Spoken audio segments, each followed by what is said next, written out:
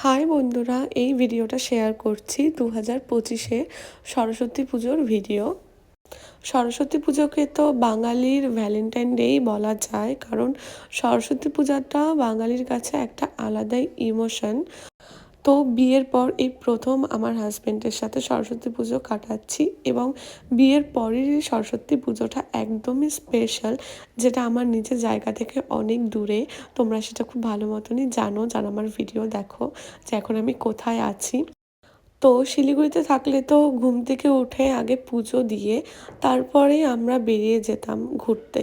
But এখানে একটু অন্যরকম, এখানে সেরকম তো ঘোরার কোনো জায়গা নেই, তো সেই কারণে ঘুম থেকে উঠে আমাদের যা যা কাজ থাকে ঘরে সমস্ত কিছু করে, এখন তো আমাদের সংসার, মানে দুজনের সংসার তার মধ্যে, তো সব কিছু করে টোরে আমরা দুপুরে চলে গেছিলাম মন্দিরে। আমাদের এখানে একটা মন্দির আছে, তো সেই মন্দিরে চলে গেছিলাম। আর মন্দিরে সরস্বতী পুজো ছিল এবং ছিল বাৎসরিক অনুষ্ঠান, তো সেই দুটোই অ্যাটেন্ড করলাম। তারপরে ওখানে খিচুড়ি খাইয়েছিল, তো খিচুড়ি সাথে লাবড়া ছিল, পায়েস ছিল, তো সমস্ত কিছু খাওয়া দাওয়া করে আমরা একটু ঘুরতে গেছিলাম পাহাড়ের দিকে। সেখান থেকে এসে দুপুরবেলায় রেস্ট ফেস্ট নিয়ে বিকেলে এখানে সরস্বতী পুজোর জন্য একটা স্পেশাল রান্নাবাড়ি হচ্ছিল।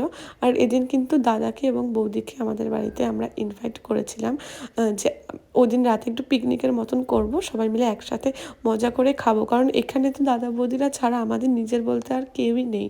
তো ওরাই আমাদের কাছে অনেকটা স্পেশাল। আর সত্যি কথা বলতে দাদা বৌদি ওরা ভীষণ ভীষণ ভীষণ ভালো। তো তারপরে এখানে আমি রান্নাবাড়ি করছিলাম, এখানে আমি চিকেন রান্না করছিলাম, সাথে ছিল ছোলার ডাল, আর সাথে বেগুনি করেছিলাম।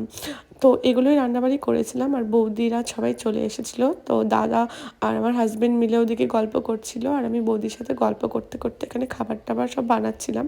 আর বৌদি এখানে পুচকুটাকে খাওয়াতে বসে গেছে, আর তারপরে সবাইকে খাওয়া দাওয়া দিলাম। তো এটাই ছিল আজকে সরস্বতী পূজার একটা ভ্লগ। কেমন লাগলো তোমরা জানিও।